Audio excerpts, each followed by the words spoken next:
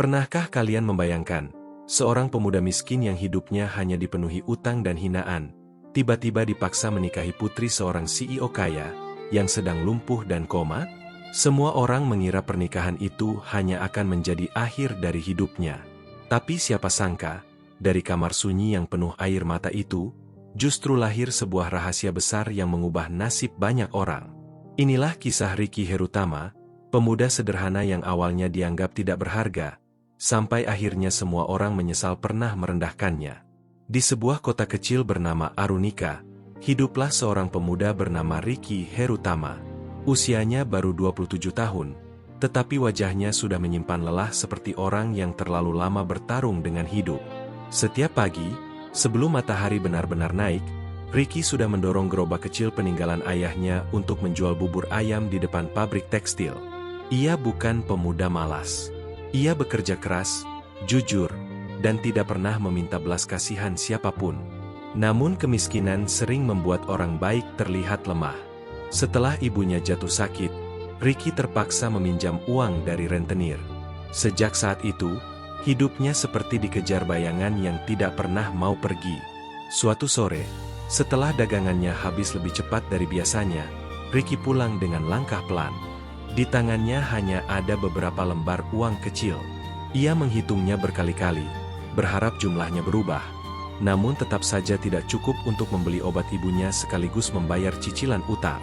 Ketika sampai di gang sempit tempat rumah kontrikinya berdiri, ia melihat dua pria berbadan besar menunggu di depan pintu. Jantungnya langsung berdebar. Mereka adalah anak buah rentenir yang selama ini menagih utang dengan cara kasar. Ricky mencoba tersenyum, tetapi salah satu dari mereka langsung mendorong bahunya dan berkata, "Besok terakhir. Kalau tidak bayar, rumah ini kami kosongkan." Di dalam rumah, ibunya, Bu Laksmi, hanya bisa menangis pelan. Wanita itu merasa bersalah karena penyakitnya menjadi beban bagi anak semata wayangnya.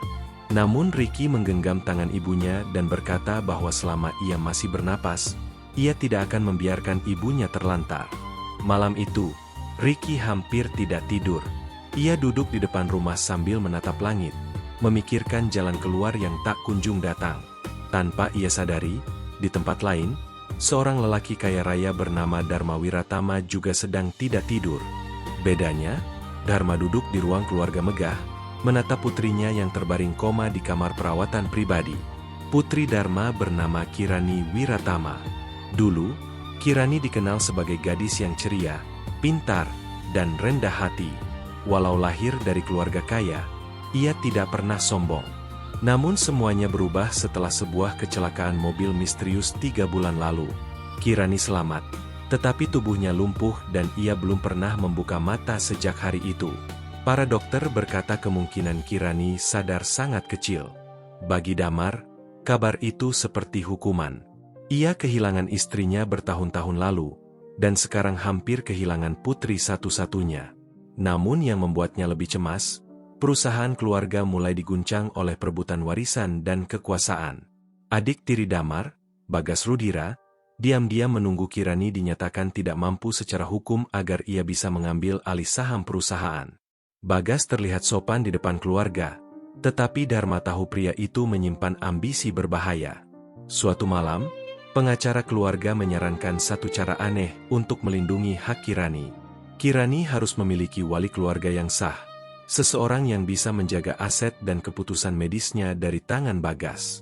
Dharma menolak awalnya. Namun semakin lama, tekanan semakin besar. Ia lalu teringat pada seorang pemuda miskin yang pernah menolong Kirani beberapa bulan sebelum kecelakaan.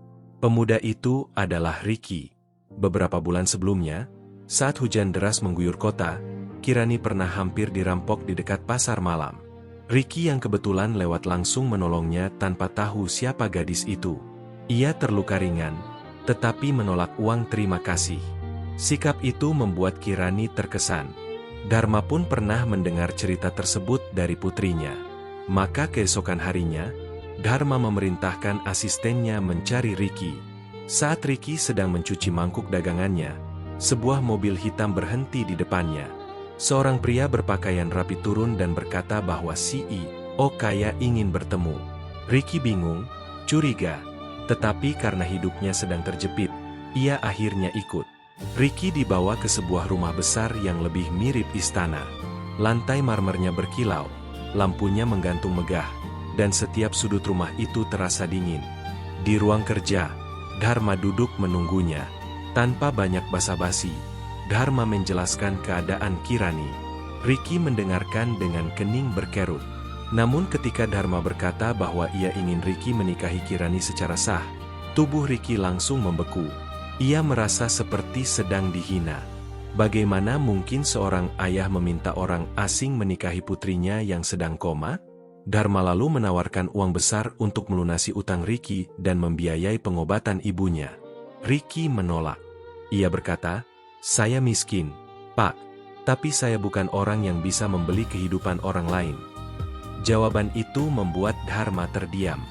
Di satu sisi, ia marah karena terbiasa dituruti. Di sisi lain, ia melihat ketulusan yang selama ini sulit ditemukan di sekelilingnya. Namun Dharma sudah putus asa. Ia berkata bahwa ini bukan tentang membeli Ricky, melainkan menyelamatkan Kirani dari keluarga yang ingin merebut semuanya. Ricky tetap pergi. Tetapi malam itu, rentenir datang kembali. Mereka mengobrak-abrik rumah, membuat Bu Laksmi ketakutan sampai sesaknya kambuh. Ricky akhirnya sadar. Hidup kadang memaksa orang memilih antara harga diri dan keselamatan orang yang dicintai. Keesokan paginya, Ricky kembali ke rumah damar. Wajahnya letih, matanya merah karena semalaman menjaga ibunya. Ia berkata ia bersedia, tetapi dengan satu syarat, Kirani harus diperlakukan sebagai manusia, bukan alat untuk menyelamatkan harta. Dharma menatapnya lama, lalu mengangguk. Pernikahan itu dilakukan sederhana, tertutup, dan hanya dihadiri beberapa saksi. Meski secara hukum diatur dengan hati-hati dan persetujuan wali, hati Ricky tetap berat. Saat cincin dipasang di jarinya, ia melihat Kirani terbaring diam dengan wajah pucat. Dalam hati, ia berbisik, "Maafkan aku akan menjagamu sebaik mungkin, meski kamu belum mengenalku." Kabar pernikahan itu akhirnya bocor. Seisi kota membicarakannya. Ada yang menuduh Ricky pria oportunis. Ada yang menyebutnya menjual diri demi harta. Di pabrik, di pasar, bahkan di warung tempat ia biasa makan, orang-orang memandangnya dengan sinis. Yang paling kejam adalah keluarga Dharma sendiri. Bagas tertawa di depan banyak orang dan berkata, "Pemuda gerobak bubur sekarang jadi menantu orang kaya. Hebat sekali nasibnya." Ricky hanya menunduk. Ia tahu membalas hinaan tidak akan mengubah apapun. Namun di dalam hatinya, luka itu pelan-pelan menumpuk. Setelah menikah, Ricky tinggal di rumah damar. Tugasnya sederhana tetapi berat, menemani Kirani, memastikan perawatannya berjalan baik, dan menjaga agar tidak ada keputusan medis yang diambil sembarangan. Setiap malam, Ricky duduk di samping ranjang Kirani. Ia membacakan buku, menceritakan kejadian harian, bahkan kadang bercanda sendiri walau tidak mendapat jawaban. Awalnya ia melakukannya karena tanggung jawab. Namun perlahan, ia mulai merasa kamar itu bukan lagi tempat asing. Ada ketenangan aneh setiap kali ia melihat wajah Kirani. Gadis itu diam, tetapi seolah menyimpan cerita panjang yang belum sempat selesai. Suatu malam, Ricky menemukan buku harian kecil di laci meja Kirani. Ia ragu membukanya, tetapi sebuah foto lama jatuh dari sela halaman. Di foto itu, Kirani berdiri di depan panti asuhan bersama anak-anak kecil. Di balik foto tertulis, "Suatu hari aku ingin membangun rumah aman untuk mereka." Ricky terdiam. Ia mulai membaca beberapa halaman awal dan menemukan bahwa Kirani bukan gadis manja seperti yang orang kira. Ia sering diam-diam membantu anak-anak miskin, membayar sekolah mereka, dan menolak memakai uang perusahaan untuk kemewahan pribadi. Sejak malam itu, cara Ricky memandang Kirani berubah. Namun ketenangan itu tidak bertahan lama. Bagas mulai menyusun rencana. Ia mendekati para pemegang saham dan menyebarkan isu bahwa Dharma sudah tidak stabil karena menikahkan putrinya dengan orang miskin. Ia juga menuduh Ricky hanya ingin menguasai harta Kirani. Beberapa media lokal mulai menulis berita buruk. Dharma marah besar, tetapi kesehatannya semakin menurun karena stres. Di tengah tekanan itu, Ricky tetap diam. Ia tidak terbiasa menghadapi dunia orang kaya yang penuh senyum palsu. Tapi ketika ia melihat Dharma jatuh pingsan setelah rapat keluarga, Ricky mulai sadar bahwa diam saja tidak cukup. Ricky mulai mempelajari berkas-berkas perusahaan yang ditinggalkan di ruang kerja. Awalnya ia tidak mengerti istilah hukum dan bisnis.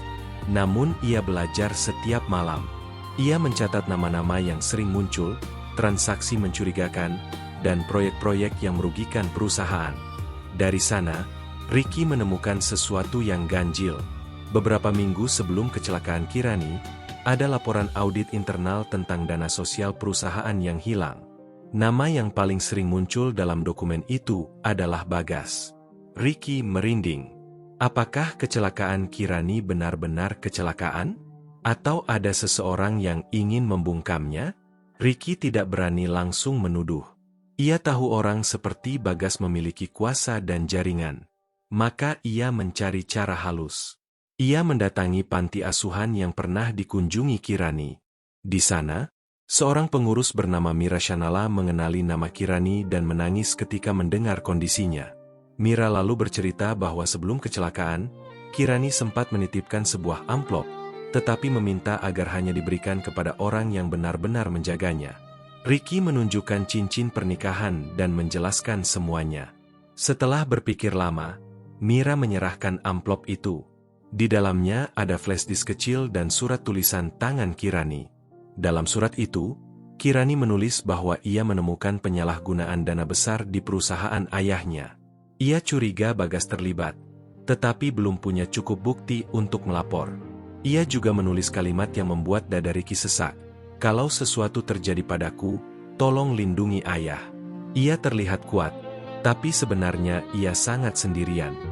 Ricky menggenggam surat itu dengan tangan gemetar. Malamnya, ia memutar isi flash disk di laptop tua miliknya.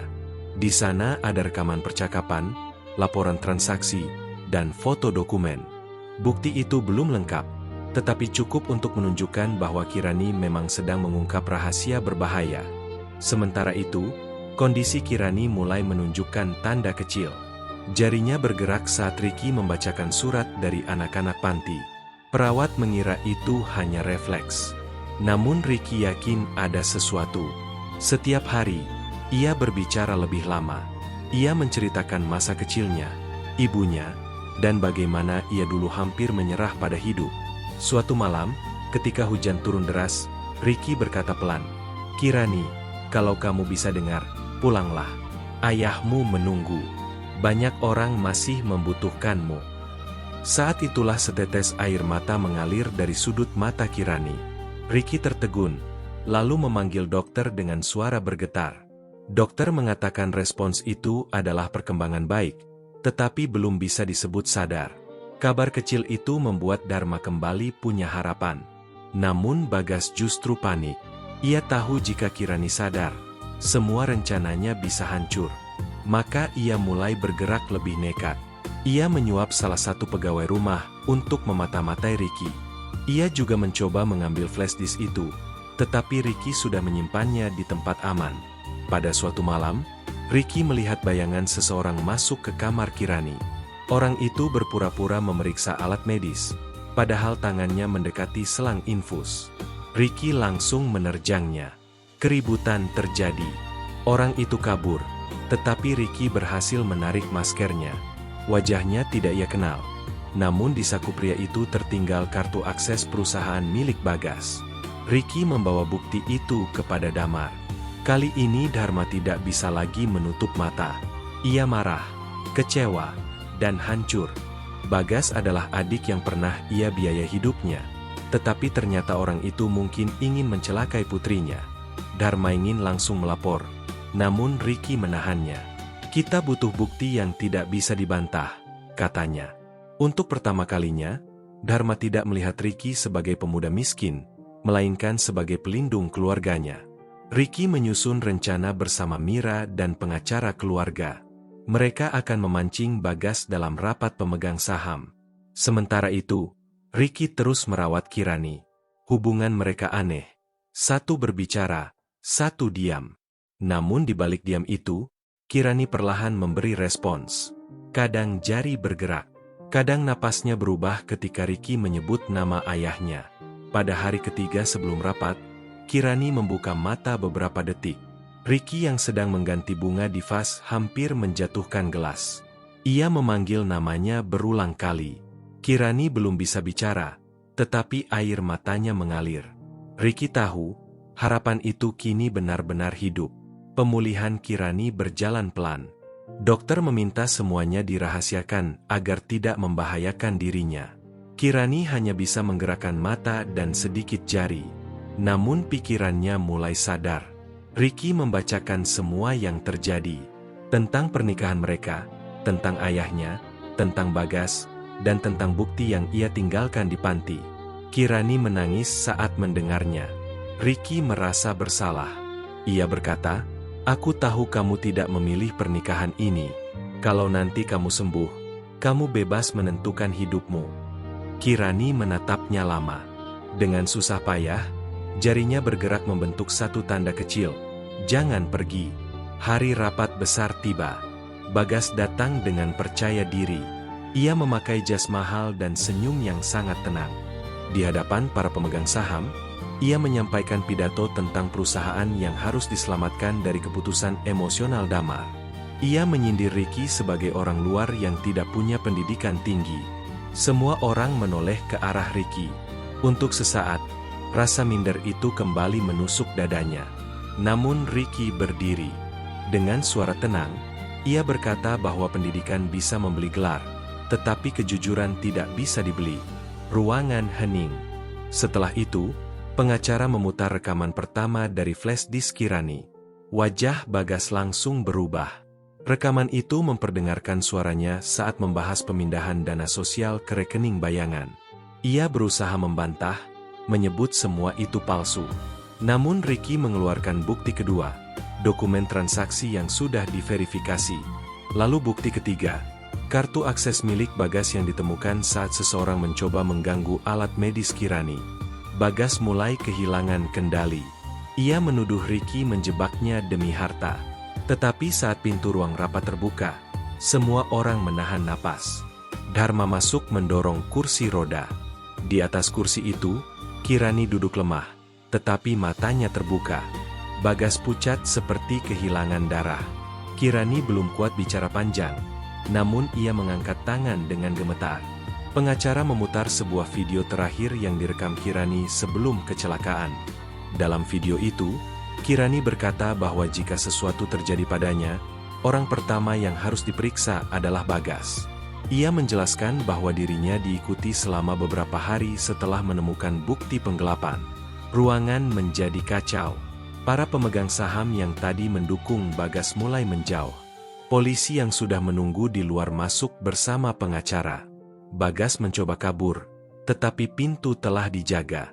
Ambisinya runtuh di depan semua orang. Setelah Bagas dibawa pergi untuk proses hukum, suasana rumah Dharma berubah. Untuk pertama kalinya setelah berbulan-bulan, rumah besar itu tidak lagi terasa seperti makam. Dharma menangis di samping Kirani dan meminta maaf karena hampir kehilangan kepercayaan pada orang baik. Ia juga meminta maaf kepada Ricky karena pernah menekannya dalam keadaan sulit. Ricky hanya tersenyum tipis. Ia berkata bahwa ia juga tidak sempurna, karena menerima pernikahan itu saat hidupnya terdesak. Namun Kirani, dengan suara pelan yang baru kembali, berkata, "Tapi kamu menjagaku, ketika semua orang hanya melihatku sebagai beban." Kalimat itu membuat Ricky tidak sanggup menatapnya lama. Sejak hari itu, Kirani menjalani terapi intensif. Tubuhnya masih lemah, tetapi semangatnya besar. Ricky selalu menemaninya, bukan karena kontrak, bukan karena uang, melainkan karena hatinya mulai berubah. Ia belajar mendorong kursi roda, membantu latihan tangan, dan merayakan hal-hal kecil seperti saat Kirani berhasil memegang sendok sendiri. Hubungan mereka tumbuh pelan, tidak seperti dongeng yang langsung indah. Ada canggung, ada rasa bersalah, ada luka yang harus disembuhkan. Namun justru dari proses itulah, cinta yang tulus mulai tumbuh tanpa dipaksa. Suatu sore, Kirani meminta Ricky membawanya ke taman belakang. Angin berembus lembut, Bunga kamboja jatuh di dekat kursi rodanya. Kirani menatap Ricky dan berkata bahwa ia ingin membicarakan pernikahan mereka. Ricky langsung menunduk. Ia sudah menyiapkan diri untuk mendengar Kirani meminta berpisah. Ia bahkan sudah berjanji dalam hati akan menerima keputusan itu. Namun Kirani justru berkata, "Dulu aku memang tidak bisa memilih. Tapi sekarang aku sadar. Orang yang menjagaku saat aku tidak bisa memberi apa-apa, adalah orang yang paling layak kutemani saat aku kembali berdiri." Mata Ricky berkaca-kaca. Namun kebahagiaan belum datang sepenuhnya. Berita tentang kasus Bagas membuat perusahaan terguncang. Banyak investor menarik diri. Karyawan takut kehilangan pekerjaan. Dharma sudah terlalu lelah untuk memimpin seperti dulu. Di saat semua orang bingung, Kirani mengusulkan agar perusahaan kembali pada tujuan awal, bekerja bukan hanya untuk untung, tapi juga untuk memberi manfaat. Ricky membantu dengan caranya sendiri. Ia mendatangi para karyawan pabrik, berbicara tanpa jarak, dan mendengarkan keluhan mereka. Karena pernah hidup susah, Ricky mengerti rasa takut orang kecil. Kejujurannya membuat banyak karyawan kembali percaya. Perlahan, perusahaan mulai bangkit. Dana sosial yang dulu diselewengkan dikembalikan untuk program beasiswa dan pelatihan kerja. Kirani meminta Ricky memimpin program pemberdayaan usaha kecil. Awalnya Ricky menolak karena merasa tidak pantas. Namun Kirani berkata, "Kamu tahu rasanya jatuh. Itu membuatmu tahu cara mengangkat orang lain." Ricky akhirnya menerima. Ia membantu pedagang kecil mendapat pelatihan, modal ringan, dan tempat berjualan yang layak. Gerobak buburnya yang dulu menjadi simbol kemiskinan, kini disimpan di halaman panti sebagai pengingat bahwa harga diri seseorang tidak ditentukan oleh seberapa mahal pakaiannya. Bu Laksmi juga mulai sembuh setelah mendapat perawatan yang baik. Saat pertama kali bertemu Kirani dalam keadaan sadar, Bu Laksmi menangis dan mencium tangan gadis itu. Ia berkata bahwa dulu ia takut anaknya akan menderita karena pernikahan aneh itu. Namun sekarang ia melihat bahwa Tuhan punya cara yang sulit dimengerti, tapi tidak pernah benar-benar meninggalkan orang yang sabar. Kirani memeluk Bu Laksmi dengan hangat. Bagi Kirani, wanita sederhana itu seperti ibu yang telah lama ia rindukan.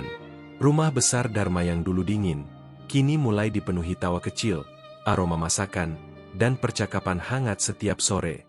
Beberapa bulan kemudian, Kirani mulai bisa berdiri dengan bantuan alat. Langkah pertamanya terjadi di ruang terapi, disaksikan Damar, Ricky, Bu Laksmi, dan para perawat. Kakinya gemetar, tubuhnya hampir jatuh. Namun Ricky berdiri di depannya sambil berkata, "Pelan-pelan, aku di sini." Kirani melangkah satu kali, lalu satu kali lagi. Semua orang menangis. Bukan karena langkah itu sempurna, melainkan karena mereka tahu betapa panjang jalan yang harus dilalui untuk sampai di titik itu. Kirani tertawa di antara air mata, sementara Ricky menggenggam tangannya seperti menggenggam keajaiban. Pada hari ulang tahun Kirani, Dharma mengadakan acara kecil di panti asuhan yang dulu sering ia kunjungi. Tidak ada pesta mewah, tidak ada gaun berlebihan, tidak ada tamu yang datang hanya demi nama besar keluarga. Yang ada hanya anak-anak panti, karyawan lama, dan orang-orang yang benar-benar mencintai mereka. Di tengah acara, Dharma berdiri dan mengumumkan bahwa sebagian saham keluarga akan dialihkan untuk Yayasan Pendidikan Kirani. Ia juga mengangkat Ricky sebagai direktur program sosial perusahaan. Orang-orang bertepuk tangan. Ricky menunduk malu, tetapi Kirani tersenyum bangga dari sampingnya. Malam itu, setelah acara selesai, Ricky membawa Kirani ke depan gerobak bubur lamanya. Gerobak itu sudah dicat ulang, tetapi bekas goresannya masih terlihat. Ricky berkata bahwa dari gerobak itulah semua perjuangannya dimulai. Kirani menyentuh kayunya pelan dan berkata, "Aku ingin suatu hari anak-anak tahu bahwa hidup bisa berubah tanpa harus kehilangan hati." Ricky tersenyum. Lalu ia mengeluarkan cincin sederhana, bukan cincin pernikahan lama yang penuh keterpaksaan, melainkan cincin baru yang ia beli dari hasil kerjanya sendiri. Ia bertanya apakah Kirani mau memulai ulang pernikahan mereka, kali ini dengan pilihan hati. Kirani menangis bahagia. Ia mengangguk dan berkata, "Aku mau." Beberapa minggu kemudian, mereka mengadakan akad ulang secara sederhana sebagai simbol awal baru. Bukan karena pernikahan pertama tidak sah, tetapi karena kali ini keduanya berdiri dengan hati yang sama-sama rela. Ricky tidak lagi menjadi pemuda miskin yang dipandang rendah. Kirani tidak lagi dianggap gadis lemah yang hanya bisa dikasihani. Mereka menjadi dua orang yang pernah hancur, lalu saling menolong untuk pulih. Dharma menyaksikan dari kursi depan, menangis tanpa malu.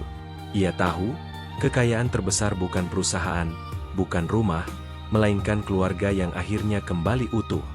Dari kisah Ricky dan Kirani, kita belajar bahwa kadang hidup membawa seseorang masuk ke jalan yang tidak pernah ia pilih. Awalnya terasa pahit, terasa tidak adil, bahkan membuat kita bertanya mengapa semua ini harus terjadi. Namun siapa sangka, di balik keadaan yang paling gelap, Tuhan bisa menumbuhkan cahaya yang tidak pernah kita duga. Ricky tidak menyelamatkan Kirani karena harta. Kirani tidak mencintai Ricky karena kasihan. Mereka saling menemukan karena ketulusan, kesabaran, dan keberanian untuk tetap baik meski dunia memperlakukan mereka dengan keras. Dan untuk kalian yang sedang mendengar cerita ini, semoga hati kalian selalu dikuatkan. Semoga yang sedang berjuang diberi jalan keluar. Semoga yang sedang sakit diberi kesembuhan. Semoga yang sedang diremehkan suatu hari diangkat derajatnya dengan cara yang indah. Kalau cerita ini menyentuh hati kalian, silakan dukung dengan cara klik tombol like, share dan subscribe agar lebih banyak kisah penuh harapan seperti ini bisa hadir lagi. Sampai jumpa di cerita berikutnya, dan semoga hidup kalian selalu dipeluk kebaikan.